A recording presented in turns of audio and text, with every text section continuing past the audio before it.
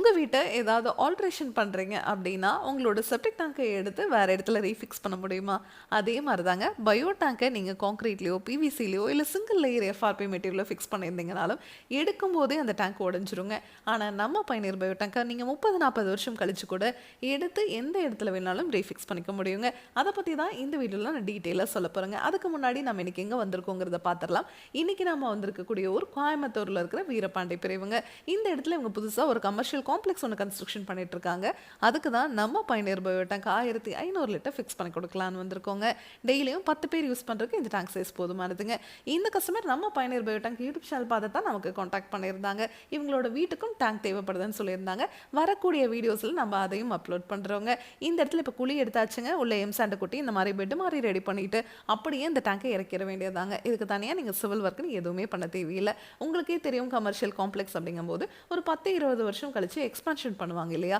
அந்த மாதிரி டைமில் இந்த டேங்கை எடுத்து எந்த இடத்துல வேணாலும் ரீஃபிக்ஸ் பண்ணிக்க முடியுங்க.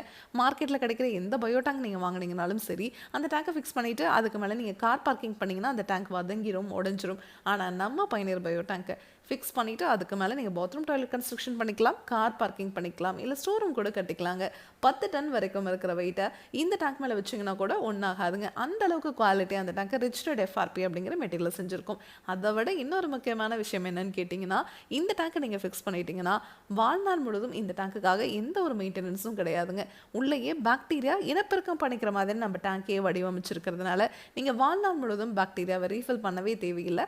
இந்த டேங்குக்குள்ளே நம்ம 5 அறைகள் இருக்கிறதுனால உள்ள வர மனித கழிவுகள் இந்த 5 அறைகள்ல முழுவதுமா சுத்தமாகி வெளியே வர தண்ணியில எந்த ஒரு கழிவுகளும் துர்நாற்றம் இருக்காதுங்க. அந்த தண்ணியை நீங்க கார்டன்லயோ இல்ல ட்ரைனேஜ்லயோ இல்ல ரிங் போட்டு நீங்க பூமிக்கு கீழே போற மாதிரியோ பண்ணிக்கலாங்க. நம்ம பயணியர் பயோ டேங்கோட நோக்கமே இந்த டேங்கை நீங்க ஃபிக்ஸ் பண்ணிட்டீங்கன்னா வாழ்நாள் முழுவதும் இந்த டேங்குக்காக நீங்க ₹1 கூட செலவு பண்ணக்கூடாதுங்கிறது மட்டும்தாங்க. அதனால தான் நம்ம பயணியர் பயோ டேங்க் உங்களுக்கு டேங்குக்கும் 50 வருஷம் வாரண்டிங்க, பாக்டீரியாவுக்கும் 50 வருஷம் வாரண்டி கொடுத்துட்றோம்.